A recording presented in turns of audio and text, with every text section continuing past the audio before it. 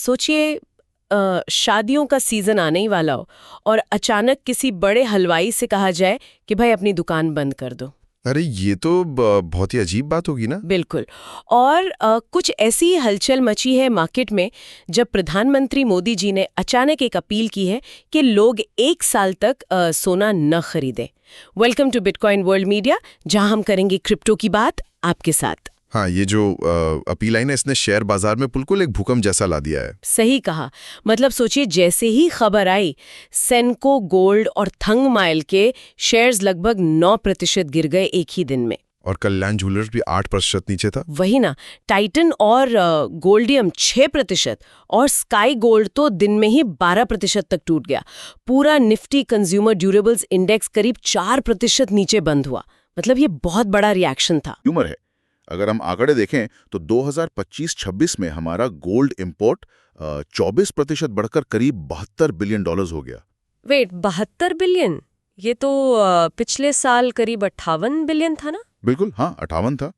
तो ये एक बहुत बड़ा खर्चा है देश के लिए जो अचानक से बढ़ गया। पर एक बात सोचने वाली है, ये खर्चा तो हमेशा से ही थोड़ा ज्यादा रहा है। पर क्या जो वेस्ट एशिया में अभी तनाव चल रहा है, हाँ, उसका इस अपील और मार्केट के गिरने से कोई सीधा लेना देना है क्या? यही तो सबसे जरूरी कड़ी है। देखिए, वेस्ट एशिया के तनाव से कच्चे तेल यानी ब्रेंट क्रूड के दाम बहुत तेजी से बढ़ गए हैं। और सब जानते हैं कि हम अपना 85% तेल बाहर से मंगवाते हैं। तो अच्छा, तो मतलब महंगा तेल और ये भारी मात्रा में लाया जा रहा महंगा सोना, दोनों जब एक साथ इंपोर्ट होते हैं। सही पकड़ा आपने। जब दोनों एक साथ खरीदे जाते हैं तो देश पर एक्सटर्नल ट्रेड का बहुत भारी दबाव पड़ता है। हमारा डॉलर तेजी से बाहर जाता है। ओह, अब समझ आई बात। तभी हमारे फॉरेक्स रिजर्व्स करीब $7.79 बिलियन गिरकर 690.69 बिलियन पर आ गए ना। हाँ, और इसका सीधा असर हमारी करेंसी पर पड़ा। रुपया डॉलर के मुकाबले 95 के पार चला गया, जो कि काफी चिंता की बात है। ये पूरा अर्थशास्त्र तो सच में काफी गहरा है। अब इस मुद्दे पर एक बड़ा सवाल आता है।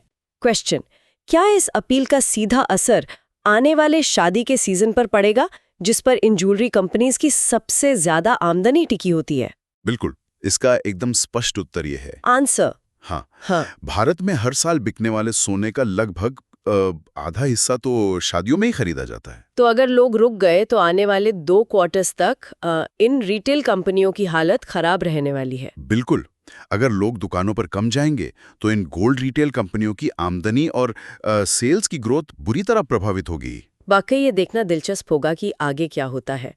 तो एक आखिरी विचार छोड़ते हुए अपने सुनने वालों के लिए क्लोजिंग क्वेश्चन, अगर लोग 1 साल तक सोने में पैसा नहीं लगाएंगे तो क्या अपनी बचत और निवेश के लिए नए विकल्पों की तरफ रुख करेंगे? ये सच में एक बड़ा और दिलचस्प बदलाव हो सकता है। हाँ, सोचिएगा जरूर। डेली न्यूज की जानकारी के लिए हमारे चैनल को सब्सक्राइब कर लें। जल्दी मिलते हैं एक नए टॉपिक के साथ। धन्यवाद।